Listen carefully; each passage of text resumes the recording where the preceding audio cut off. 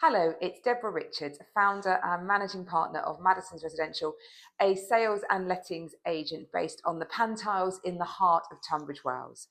Um, I'm always so grateful to Claire and her team for giving me these slots on my Tunbridge Wells, which I think is an excellent source of information and where I go to look at what's going on. And I always consult with Claire about what would she find useful at the moment. And we thought it might be quite nice to do a bit of a chat around the importance of gardens when selling your property. There's a sense that spring is coming. We had that glorious weather recently, although feeling a bit chillier now.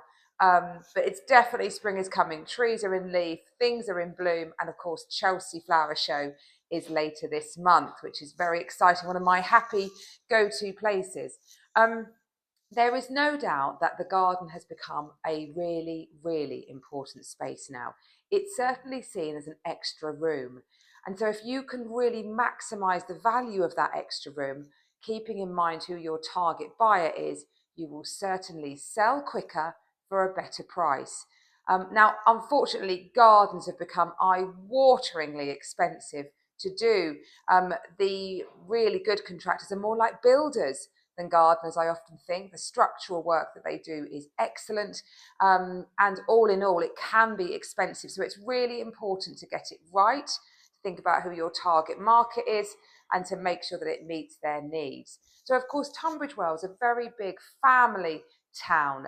And so, therefore, a lot of buyers come here who are the family buyer. And what do they love? Well, they love an area for entertaining, a nice terraced area to put down a nice table, comfy chairs, outdoor living, lifestyle stuff. And then they like a good expanse of lawn for their children to play with. That's certainly up until the age until probably the youngest child is probably 12 or 13. And then sadly, our kids go inside, retreat, rarely go in the garden again. It's all quite depressing. But they do certainly like that general orientation. And certainly if the kitchen is towards the back of the property and orientates onto the garden, then that is all for the better. That really ticks their needs. Some buyers are obsessed by orientation. So some certainly buyers will want that garden to face south or southwest because they really love the thought of having that evening drink and catching the end of the day sun. But it's not important to everyone. And if you find that you've got a garden that faces north or east, then just make sure that that area for entertaining and sitting and relaxing is also one that captures the sun at the end of the day. So you might go down towards the end of your garden. Now, the downsizer market, generally the biggest reason why the downsizer market moves is the garden. The house, ultimately you can close rooms off, shut those off, put those to one side. But generally the garden is the thing that starts to become a real burden on their lives. You've either got to throw an awful lot of time and or money at it to keep the garden nice. So often the downsizer market wants an outside space, but not necessarily huge. And they will quite often go for a low maintenance garden as well. So something with a lot more paving, a lot more pots, shrubs, less sort of herbaceous borders, perennials. Generally something that gives year-round interest with a little less hassle. And that takes me to another important point. No matter what the size of your garden, make it really shine. My favourite part of Chelsea is those little mini gardens around the back, the artisan gardens they used to call it. And last year it was all about embracing balconies to show how even if you've only got a balcony, you can make that a great space with lots of really interesting planting. And there is so much that has come on now. You can get these fake evergreen walls, all sorts of things. So yeah, you can really, really go to town. One property that I am just taking to market as I speak, it's a fabulous property on Tunnel Road, right in the heart of the town. And they actually had a really big wall and they employed a local well-known artist, a Skinner's boy, to come and put a really great mural on that. So it creates a splash of colour. So be inventive with the space that you've got if it's small and make it really lovely. Lighting can really enhance a garden, be that small or big. If you've got a small garden, looping sort of bunting style lighting over the top can make it feel quite Mediterranean, like you're on holiday.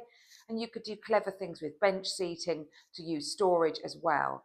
But if you've got a bigger garden, lighting up those zones can be really good. And try and get your agent, if you're thinking of selling, to come back in the dusk time and take photographs of that great evening lighting, because that can really, really help too.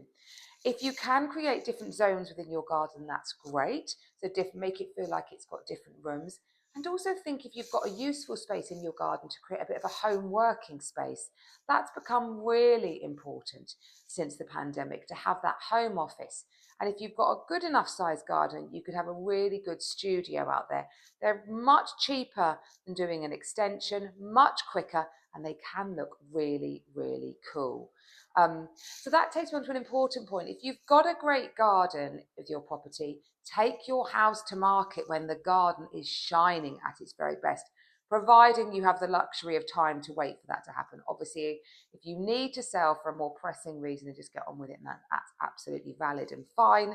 But if you do have the luxury of time and you know your garden looks best in late spring, then take it to market at late spring. Have your agent lined up to take those photographs when everything's coming into bloom. Wisteria is stunning, so if you've got a great wisteria, anything like that, then really maximise the value. Generally, town centre properties will sell in any market. It's not too much of an issue. But even if you're in the depths of winter, one thing I often hear when I go around to value properties is people saying, oh, the garden doesn't look its best at the moment. No garden does.